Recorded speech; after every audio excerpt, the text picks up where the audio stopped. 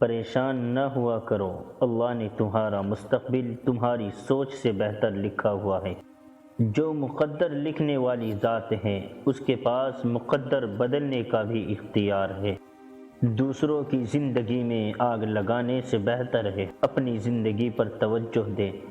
اگر دوسروں کو گرانے میں آپ کو اپنی جیت لگے تو سمجھ لو آپ ایک گرے ہوئے انسان ہو۔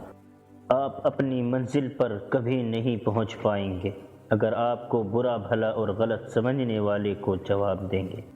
دوست چاہے ایک رکھو لیکن ایسا رکھو جو الفاظ سے زیادہ آپ کی خاموشی پہچانے۔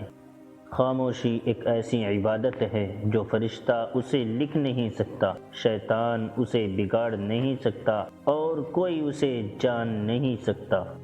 رب کہتا ہے کسی کو تکلیف دے کر مجھ سے اپنی خوشی کی دعا مت کرنا، لیکن کسی کو ایک پل کی خوشی دیتے ہو تو اپنی تکالیف کی فکر مت کرنا۔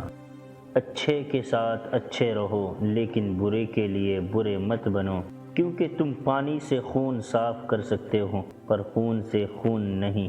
جب تک تم ڈرتے رہو گے تمہاری زندگی کے فیصلے کوئی اور کرتا رہے گا۔